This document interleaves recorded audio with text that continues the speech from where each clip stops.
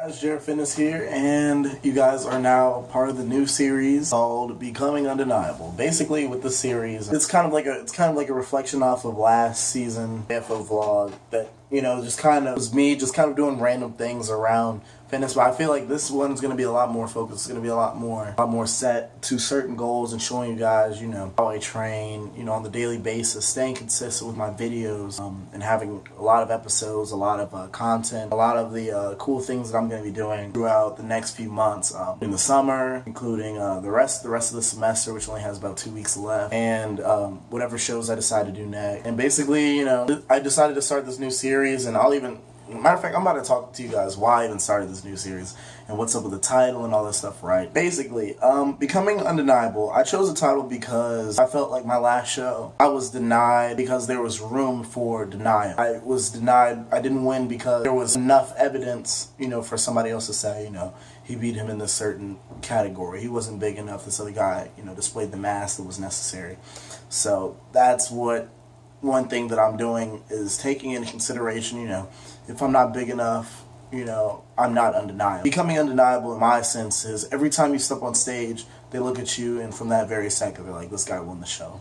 Case closed. I mean, there's no arguments, and, if they try to pull the politics card or anything like that, they'll be booed out the whole entire stadium and be made to look dumb. And I'm not necessarily saying that this last show was politics. I do believe that, depending on the judges, depending on who was necessarily judging that show, the results could have been way different. Especially in the shows that I've competed, before, judges were looking for the look that I presented, a lot more the looks that I saw that it had beat me. And, no shade to those guys, they have great physiques, but I just feel like my physique was where it needed to be, and it didn't get the type of recognition that it deserved.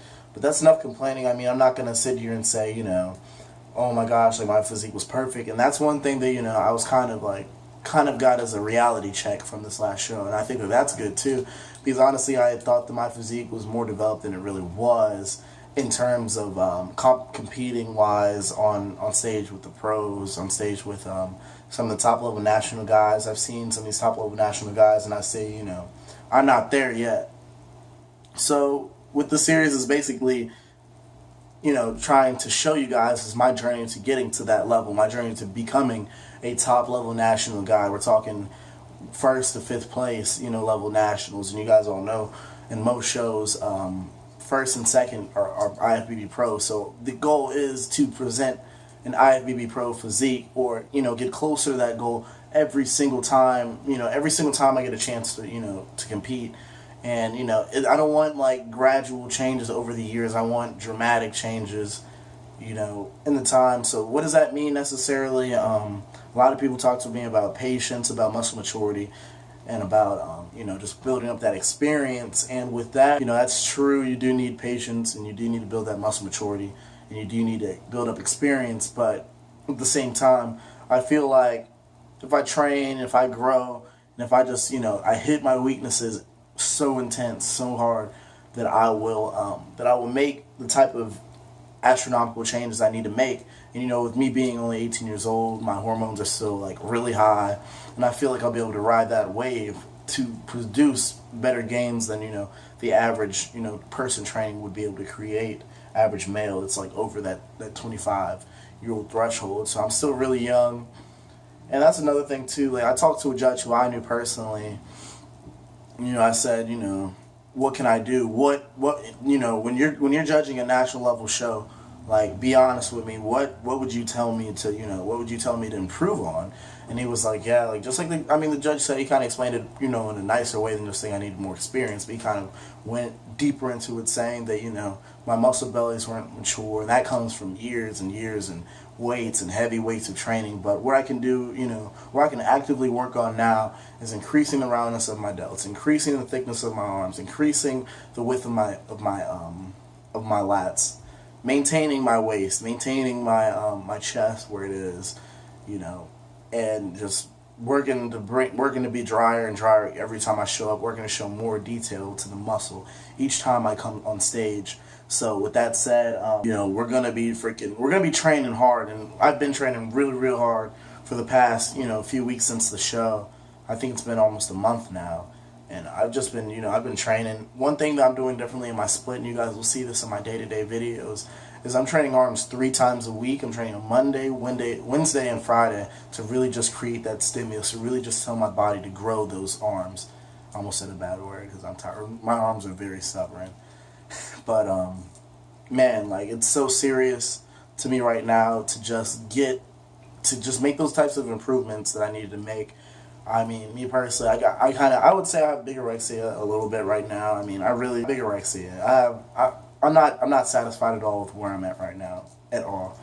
And I was more satisfied before this show than I am now, which is another, I would say a positive of this show. Was this show a good eye-opener? It was. It was a great eye-opener to show me, that I wasn't ready to go to the Junior USA's level, or even if I was ready to go to the Junior USA's level, that doesn't necessarily mean that I would be undeniable. So this whole series is about becoming undeniable. And, I don't believe that I'll become undeniable in a short period of time, but I believe that with this mentality for the rest of my life, I'll be able to make drastic changes in short periods of time. And those drastic changes will just lead up and, take me to a level that, that they could possibly reach legendary status. I mean, I'm not saying that I have the best genetics. I'm not saying that I have the best, work ethic, the best diet, the best everything. But I feel like with my motivation and with the amount of effort that I'm willing to give and with the amount of planning and with the amount of focus, and, doing these YouTube videos will help keep me on track and help me, force myself to see those results. If I'm not seeing results, I'm going to need to change something. I'm going to need to do something more. I'm going to need to increase my training, increase my diet, whatever, and just keep driving the level. Every week the level should be higher and higher and higher, all the way to the point where, we're seeing results in the amount of time that, that would be considered unrealistic. And I want those unrealistic goals. I want to do more than what the average person expects. I want people to question me. I want people to talk about me on Reddit and Twitter and Instagram and Facebook, talking about, he's making unrealistic progress. I want that to happen. I want people to say, who is this kid that's just, breaking the limits of bodybuilding. I want to do that, and I want to take my physique to a whole nother level. And with that said, I'm sticking with men's physique. That is a definite thing. I mean, I'm not going to stop competing men's physique. I'm actually planning on competing in a few months, to give my body a good amount of chance to actually put on muscle. And we're talking hopefully 2 to 5 pounds of solid mass, and hopefully even more than that if we just really nail this plan down. I've gained 9 total pounds since the show. My water weight's been fluctuating, but I'm in a range of 159 to 162 in the morning, so I'm around that range, and I'm definitely holding more fat on me, but I'm definitely not as big as I was when I began the cut fat wise. So we're keeping the training intense, we're keeping the diet somewhat clean, clean bulking. That is, I mean, the food that I'm eating isn't extremely like, oh my god, like chicken, sweet potato, brown rice, although I do, eat those things. And I would say that's the majority of my diet. I am having cheat meals. I am having nice things to reward myself from the amount of training, because my training is on a whole nother level. And I'm ready to show you guys that very soon. And I just want to show like that level of training, that level of intensity that I'm at now, that, that weight. And one thing that I've noticed too, from watching Kai Green's transition and, going back and watching like videos about Mr. Olympia, the king Mr. Olympia, Big Ronnie Coleman, learning that he was able to create that muscle density. He was able to increase, just create the fibers and the muscle that he had with lifting heavy weights. So every week we're lifting heavier and heavier and heavier. And we're pushing that muscle to the limit. We're overtraining in some people's books. I don't think it's overtraining. I'm not hurting myself, and I'm getting stronger by the week. So we're going to just keep it up, and we're going to go hard. We're going to go hard every single day. No limits. We're becoming undeniable. Let's do it.